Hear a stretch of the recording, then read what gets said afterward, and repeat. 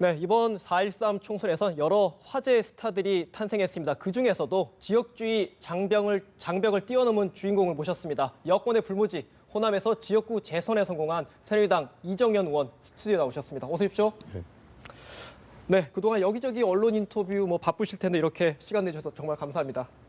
그동안 어떻게 지내셨습니까? 감사 인사 많이 예. 다녔죠. 지역에서 정말 너무 존경스럽고 고맙고 감사한 순천 시민들에게 네.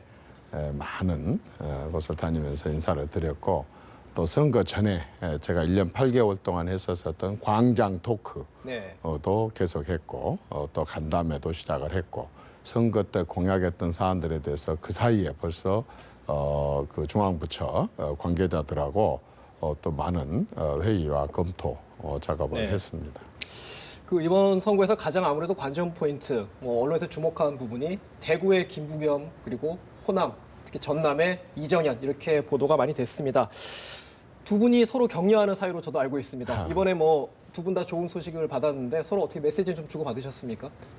물론 선거 예. 기간 동안에도 서로 또 안부도 묻고, 선거 끝나고 나서는 네. 같이 인터뷰도 하고 또 네. 만나서 얘기도 나눴습니다. 어쨌든 국민들이 만들어준 것이기는 하지만 네. 지역 분할 구도라는 게 정말 얼마나 대한민국 발전에 큰 걸림돌인가 하는 것에 대해서 정말 우리가 한번 그런 부분들을 크게 한번 무너뜨리고 깨보는 일들에 함께 하자라는 얘기, 또 그동안에 다른 지역의 출신으로서의 시각을 갖고 봤었던 자기 당의 여러 가지 문제점들, 또 좁은 시야들, 이런 부분들에 대해서도 각자 자기 당 내에서 그런 걸 변화하고 개혁하는 그런 역할을 잘 해보자는 그런 다짐들을 많이 했습니다.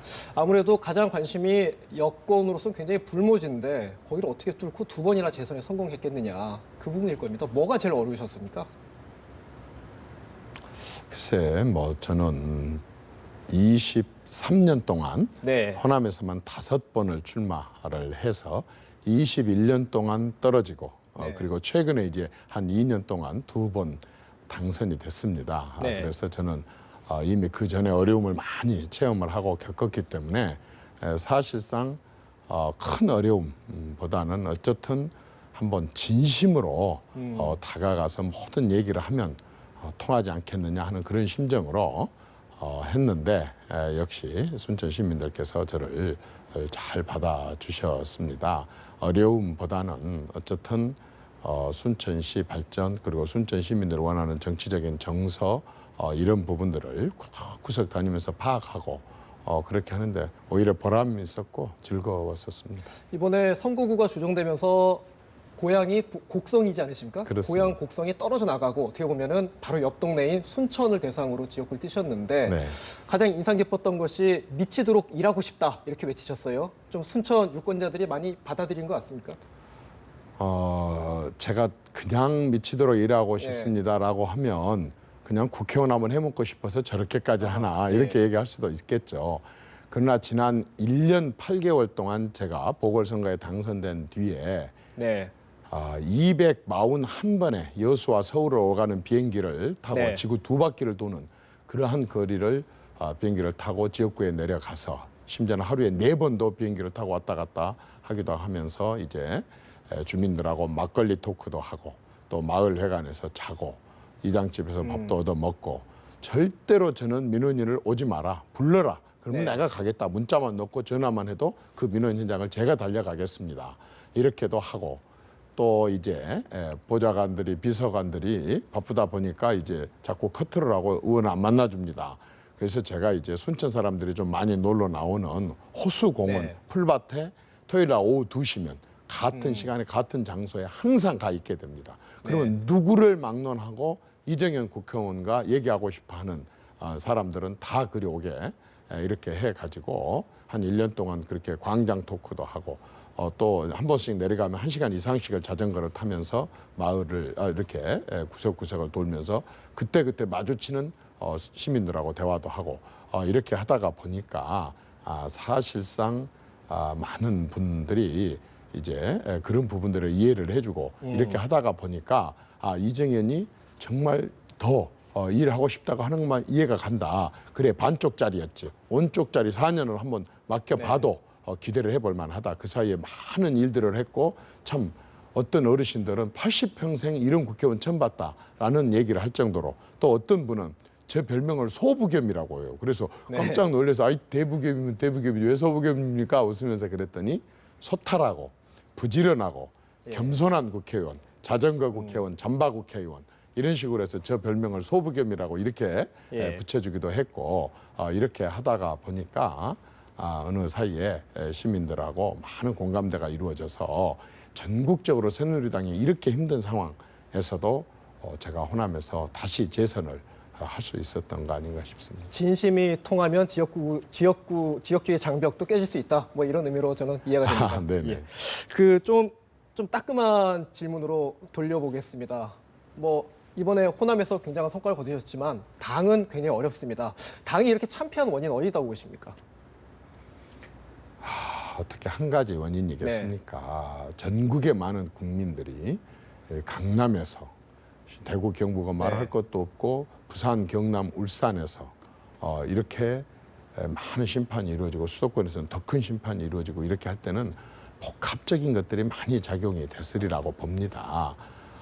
우선은 뭐 어느 때나 그런 적이 한 번도 없었던 적이 없기는 하지만은 여전히 또 기대를 했는데도 불구하고 땀 흘려서 일하는 그러한 열심히 일하는 사람들 이 사람들이 생활이 나아지지가 않는다라고 하는 그런 어떤 부분도 좀 있고 더 큰 것은 거대 여당의 집권당이 가만히 앉아서 얘기 들어봤더니 자기들끼리 180석이냐 200석이냐 심지어는 200석을 넘으면 어떻게 할까 이런 정말 어처구니 없는 그런 모래성을 짓고 앉아 있고 실질적으로 국민들과의 대화를 하려거나 국민들의 얘기를 듣고 그걸 해결하려고 하는 이런 노력들이 거의 보이지 않으면서도 또 자신들의 문제, 국민들의 먹고 사는 문제와 전혀 관련이 없는 그런 공천 문제, 또 선거구 문제 이런 거 하나도 해결 못 해갖고 선거 임박해서까지도 하는 그런 리더십과 또 그러한 말하자면 당 내의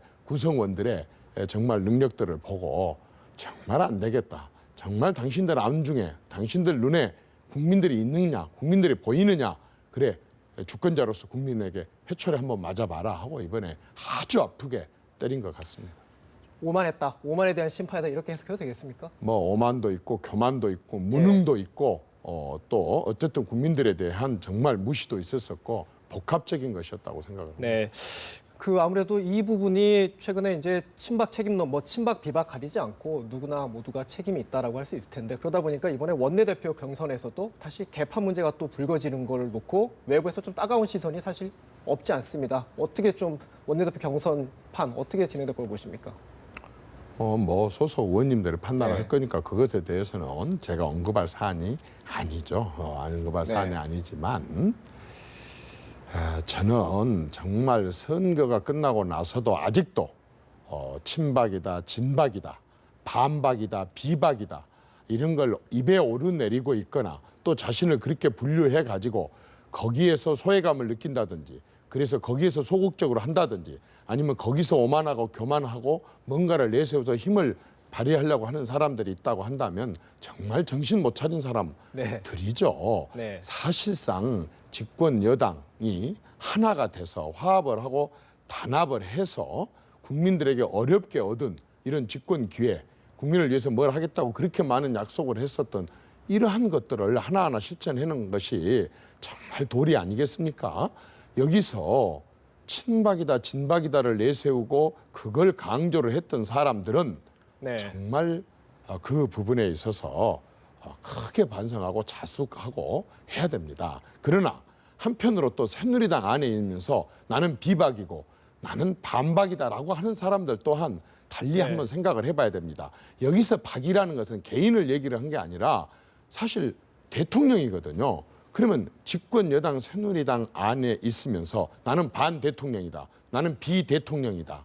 집권 여당 안에 있으면서 대통령 자기들이 전부 다 후보로 뽑아가지고 대통령을 만들어서 이제 공동의 책임을 지고 국민들한테 얘기하고 있는 집권 세력 중에 일원이면서 자기가 대통령하고 반대하고 자기가 대통령하고 나는 비대통령이다 얘기를 하는 사람 그것 또한 또 문제가 있거든요. 네. 그래서 이제는 이렇게 국민들한테 혼이 났고 그러한 개파나 분파 행위가 정말 국민들이 싫어한다라는 것을 보여줬으면 이제는 거기에서 누구든지 이거 자체를 입에 오르내리지 말고 이제 하나로 가야 됩니다. 그래서 제가 이제 최근에 고우 투게더 함께 갑시다. 네. 또 두 투게더 함께 일합시다. 그리고 올 투게더 우리 모두가 이제 함께 합시다라고 얘기를 합니다. 이제 새누리당은 정말 그럼 먼 박이네 하는 이런 얘기 부끄럽게 더 이상 입에 오르내리지 말고 이만큼 혼이 났고 이만큼 당이 위기에 처해져 있으면 이제 하나로 통합이 돼가지고 모두 다 자기 것을 내려놓고 하나로 가야 되지 않을까 싶습니다. 뭐 사실 이정현 당선인님이 친박계에서는 가장 중심에 섰던 인물이기 때문에 이 질문을 안 드릴 수가 없는데 물론 이제 개파를 뛰어넘어야 된다 이런 주문을 하셨지만 지금 정치권에서는 친박의 미래가 과연 어떻게 되는 것이냐 이미 올해로서 10년 차가 됐는데 좀 불안한 얘기가 많이 있습니다. 어떻게 보십니까? 우리 진행자께서 네. 제가 이번에 호남에서 순천에서 선거 치르면서 제가 친박을 앞세워서 선거에 당선됐다고 보십니까? 제가 권력을 앞세워서 네. 당선됐다고 보십니까?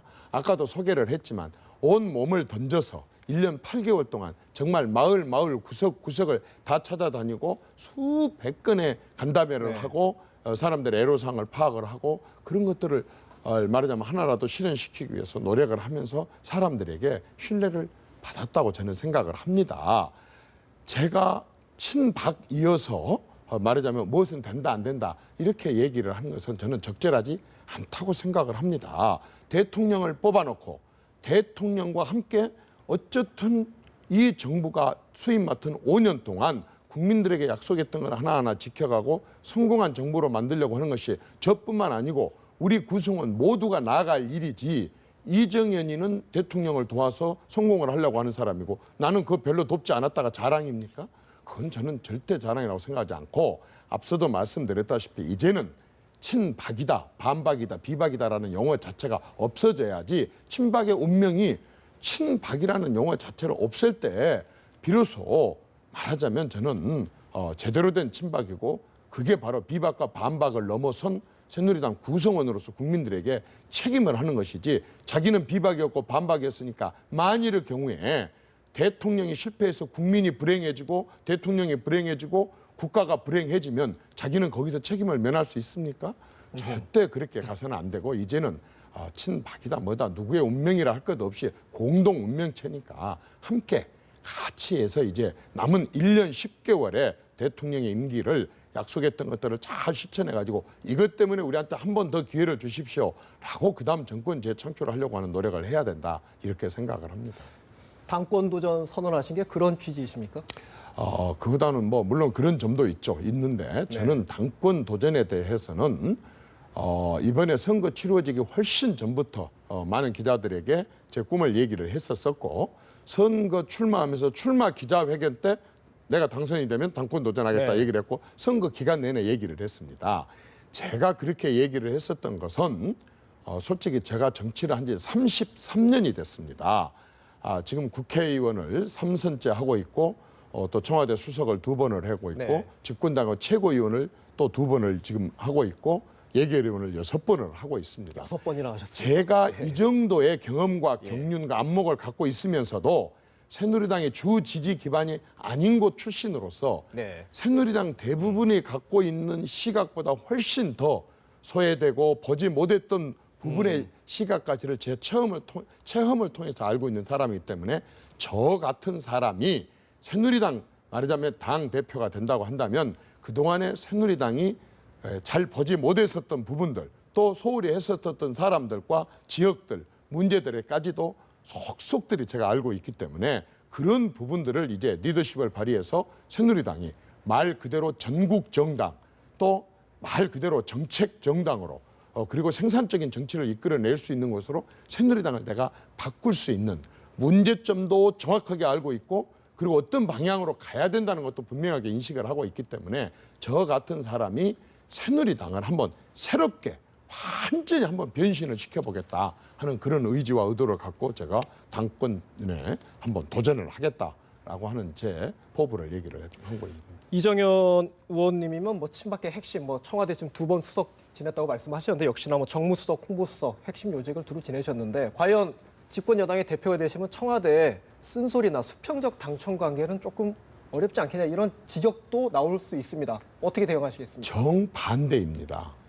예를 들어서 굉장히 오랫동안 친분이 있는 네. 저는 물론 박근혜 대통령하고 당 대표 시절을 벗어난 완전히 그야말로 무관으로 있을 때 그리고 대선 때 그리고 대통령이 당선된 이후에까지 13년간을 아주 지근거리에서 그분을 아주 가장 지근거리에서 그분하고 함께 그렇죠. 정치를 했습니다. 따라서 그 앞에 기간 대통령이 아닐 때도 제가 가까이 있었다고 했지 않습니까? 그럴 때에 너무 자연스럽게 제가 민심을 전달을 하고 동료 의원들이 전달하지 못한 얘기들도 전달을 하고 그리고 여러 가지 상황을 종합적으로 얘기를 하고 또 그런 얘기에 굉장히 귀를 대통령께서 기울여 주셨기 때문에 지금 오히려 덜 친한 분들이 제대로 격식을 갖춰서 전달하지 못할 수 있거나 머뭇거리고 주저할 수 있는 것까지도 저는 누구보다도 잘 전달을 할 수 있고 또 그걸 전달을 하는 것이 도리라는 것을 누구보다 잘 알고 있기 때문에 저는 훨씬 더 소통이 아주 깊숙이 이루어질 수 있다고 자신을 합니다. 네, 알겠습니다. 오늘은 사실 호남 신화의 배경을 좀 들으려고 모셨는데 어떻게 보면 당권 도전, 출사표 던지는 자리처럼 돼버렸습니다. 좀 화제를 바꿔서요. 최근에 이런 말씀하셨어요. 국회를 크게 개혁하겠다. 국회 대개혁에 나서야 되겠다 말씀하셨는데 당권 도전과 관련이 있습니까? 당연히 연관이 있죠. 당 대표가 된다고 한다면 당의 여러 가지 당론을 모아서 국회 개혁에 나가야 되는데요. 우리 국회가 2018년이면 70주년이 되게 됩니다. 그런데 지금 한 3년 남았죠. 네. 근데 공교롭게도 우리나라의 모든 기관들은 다 국정조사를 받든지 국정감사를 받든지 감사원 감사를 받든지 많은 감사를 받아왔고 변해왔습니다. 네. 유일하게 국회만 단 한 번도 70년 동안 감사를 받아본 적이 없습니다. 따라서 국회가 어디가 얼마만큼 썩었는지 어디에 얼마나 특권을 누리고 있는지 국민 모르게 어떤 일들을 하고 있고 어떤 일을 해야 될 일을 안 하고 있는지를 일반 국민들이 모릅니다. 저는 단언컨대 100으로 잡았을 때 국민이 알고 있는 것은 10%, 네. 언론이 알고 있는 것은 15%밖에 되지 않는다고 생각합니다. 나머지 85%의 이 국회의 문제점들을 다 모르고 있다고 생각합니다. 얼마나 국회가 많은 특권을 누리고 있고 얼마나 국회의원들이 자기 해야 될 일을 하지 않고 그중에서도 예를 들어서 예산 심의같이 386조의 예산을 심의하는 시간과 예산 심의하는 내용들을 국민들이 제대로 안다고 한다면 기가 막힐 겁니다. 그러나 국회는 예산 심의 권한만 있는 게 아니라 예산 결산에 대한 권한도 그렇죠. 있거든요. 네. 그런데 이 결산이 얼마나 형식적으로 이루어지고 잘못 이루어진지 일반 국민들은 거의 다 모를 겁니다. 이렇게 되니 예산 편성부터 집행 단계까지가 이게 제대로 되겠느냐 그 말이죠. 이런 거 하나만 봐도 굉장히 문제가 있는데 이 국회 자체에서 이루어지고 있는 많은 정말 그 시스템의 문제점이라든가 관행의 문제점이라든가 인식의 문제점이라든가 행태의 문제점들이 꽉 산적해 있습니다. 네. 이것을 저는 어떻게 고치자고 얘기하지 않겠습니다.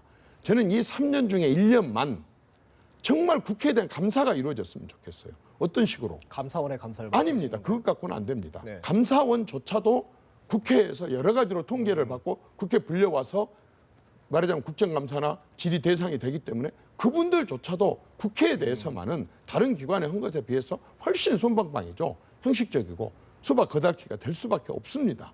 구조상으로.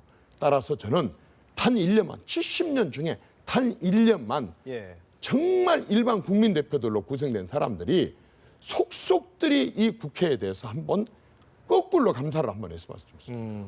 거꾸로 국민조사, 국민감사를 한번 해봤으면 좋겠습니다. 예. 그래서 이 국회에 얼마나 비효율적이고 얼마나 특권을 많이 누리고 있고 이 국회가 해야 될 일을 안 하고 있는지에 대해서 문제점들을 제대로 한번 이걸 파악을 한다고 한다면 70주년이 되기 나머지 2년 동안은 똑똑한 국회의원도 똑똑합니다. 얼마든지 개선 방안이 나올 수 있고 국민들한테 조금도 말하자면 소홀하게 할 수 없는 상황이 됩니다. 제가 33년을 정치권에 있었었는데요. 33년 동안 국회 안에 정치개혁 특위가 안 만들어진 해가 한 번도 네, 없었습니다. 맞습니다. 각 정당에 정치 혁신 특위, 정치 쇄신 특위, 예. 그보다 더한 강한 용어가 있으면 또 동원을 했을 겁니다. 그렇지만 실제로 그렇게 돼가지고 쇄신과 혁신과 개혁이 이루어졌느냐? 한 번도 이루어지지 않았습니다. 왜? 우리가 하랍니다라고 벽을 치고 국민들이 들어온 것을 막으면서 지금까지 기득권을 유지해온 게 국회이기 때문에 저는 이번 4년 동안 20대 국회에서 이 국회 개혁을 제대로 한번 하다가 이것 때문에 제가 문제가 있어 물러난다면 깨끗이 저는 정치를 포기를 하겠습니다. 국민과 함께 이 국회 개혁하고 정당 개혁을 제대로 해야만이 대한민국의 재도약도 있을 수 있고 대한민국의 새로운 시대와 새로운 희망을 저는 가질 수 있다고 확신을 합니다. 국회에 베일을 걷어내자 뭐 어떻게 보면 파격 제안을 하신 건데 예. 반발이 적지 않을 것 같은데요. 물론이죠. 그렇지만 저는 반드시 망치 정치를 한번 하겠습니다. 이런 문제점들이 있는 것을 두드러 깨지 않고는 대한민국에 예. 한 발도 나갈 수가 없는데 국회의원으로서 제대로 직무 수행을 다 할 수가 없는데 반드시 국민들과 함께 국회와 국회 동료 의원들과 함께 이번에 새로 된 사람들이 바로 이 망치 정치를 해서 정말 20대 때 모든 거 우리나라 10대, 20대, 30대 이렇게 나가는데 20대 국회 때 정말 대한민국 정치가 완전히 전환기였다. 대한민국의 그때가 바로 터닝포인트였다라는 말이 나올 수 있도록 진짜 한번 뜻을 모아야 됩니다. 맡겨만 나서는 안 됩니다. 국민들이 정말 이번 한 번만이라도 단 1년만이라도 한번 관심을 갖고 국회를 한번 제대로 개혁을 해야 된다고 생각합니다. 결국 그 과제를 실현하시려면 가장 중요한 게 3당 체제에서 얼마나 3당 간의 조율이 되느냐인데 그런 맥락에서 나오는 게 뭐 국회의장이 어디다로 가느냐 아니면 연립정부, 연정이냐 이런 얘기가 나오고 있습니다. 어떻게 보십니까? 저는 국회의장이 어디로 가느냐는 하나도 중요하지 않다고 네. 생각합니다. 국회의장이 독단적으로 할 수 있는 것 없고 또 옛날처럼 그렇게 무작정 막 통과시키고 이런 것도 이제 지금은 안 되어 있기 때문에 국회의장이 누구한테로 가느냐를 갖고 국회 개원을 며칠씩 뒤로 미루는 다시는 이런 국회 공전이나 국회 지연 사태가 있어서는 절대 안 됩니다. 이것부터 국민들이 감시를 해 주십시오.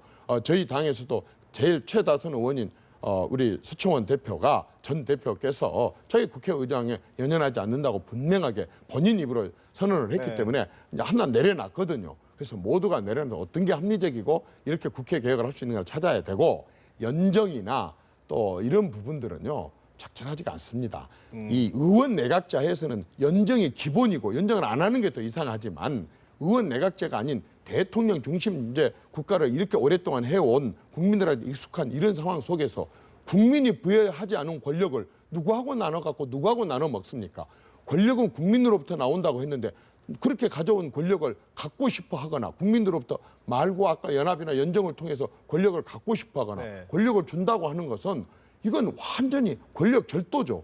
이렇게 해갖고는 안 됩니다. 전때 이 연합이나 연정을 통해 가지고 뭔가의 국민들이 준 선거의 의미를 왜곡하고 바꾸려고 하는 것은 결코 적절하지 않다고 보고 불리하면 불리한 대로 어려우면 어려운 대로 그걸 극복하기 위해서 국민들은 당신들이 그동안에 타협하는 걸 못 봤다.